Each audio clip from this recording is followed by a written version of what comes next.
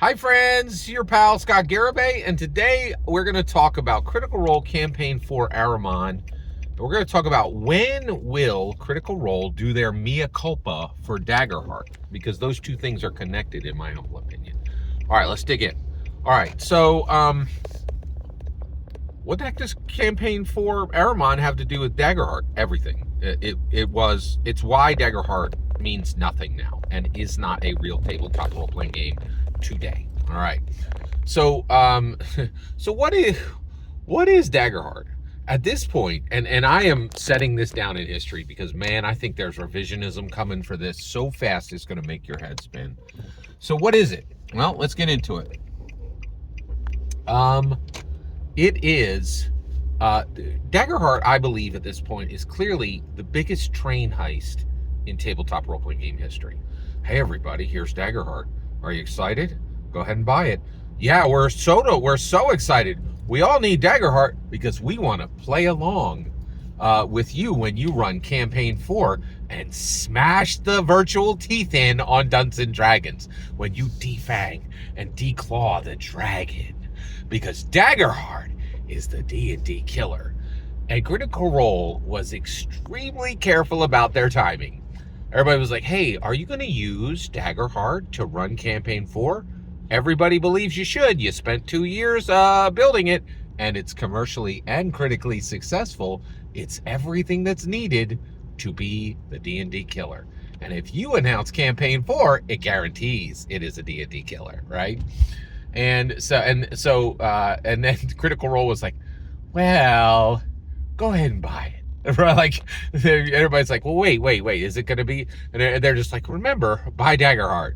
And people did. They blew off the shelves. It blew off the shelves because people thought they were buying a D&D killer. What was it? It was a $60 brick. It's sitting on my shelf, and it's sitting on thousands of other shelves, doing nothing. Nobody's running it. Nobody's playing it. You know, like at the macro level. I'm sure there's a few exceptions, but like, and it was just like a pop balloon, right? Like everybody's like, wait. Why should I care about Daggerheart? You built it. You don't care about it. Like you're like, hey, we'll use Dungeons & Dragons, which we've used for 10 years, right? We just built a critically acclaimed, a commercially acclaimed, and it blew off the shelves. It's everything that should be needed to be a D&D killer. But we're going to smash it on the ground and make sure that not only is Daggerheart not a D&D killer, there will never be a D&D killer for at least 20 years. Oh, why? Because Hollywood celebrity millionaires couldn't build one. So why the heck do you think you're going to be able to, right? And that's what, but that's special timing, right? Like if you were like me, right, and you were on that train, the Daggerheart train, it was heisted by Critical Role, in my humble opinion. And your virtual watch and your virtual wallet are gone, and you're never going to get them back. And some men and women in very, very nice looking bandanas rode off on their horses with all our money. Right? Like, and now you're like, what am I going to do with Daggerheart? I'm going to try to get people. Hey everybody, get excited with me for this game that even the creators think sucks. Like you're like, oh, okay, thanks. Yeah, I think I'll pass. Like, yeah. So even the creators of this game rejected it, but I'd really love it if you'd show up at my table. Like, woo, okay, all right. So when is Critical Role going to do their mea culpa and admit Daggerheart is nothing and there's no future for it, right? Well, you're like, well, Scott, never. They're not going to do that. Oh, really? Let's look at receipts, right? Okay. So first of all, in my humble opinion, they've already done this with one tabletop role-playing game. It's called Candela Obscura, right? And ironically, it was built by Spencer Stark. So they've already like sunset a game that Spencer Stark has built from the ground up, right? So they, Candela Obscura, they built it, they delivered it to deafening silence. Nobody cared, right? Like everybody's like, no thanks, right? And they're like, but wait, you got a D&D killer coming, right? Something that's in the fantasy genre. You're just gonna kill D&D, and Critical Role was like, wink, wink. Everybody's like, okay, we'll believe with you for 2 years until you smash it on the ground and tell everybody.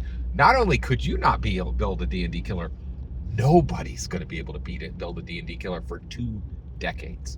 Daggerheart is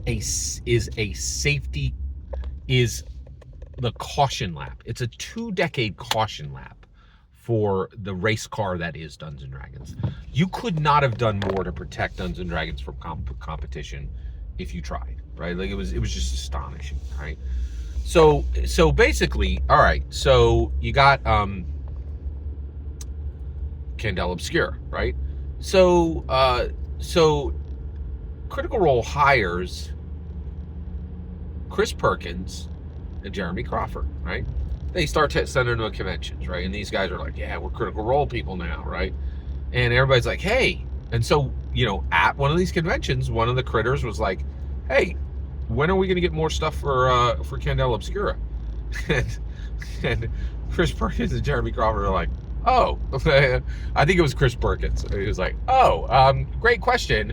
Right now, there aren't any current, and I'm paraphrasing. He's like, we don't have any really big plans. There's no big projects that are being cooked up for Candela Obscura. He was very nice about it. He was polite, but he was like, come on.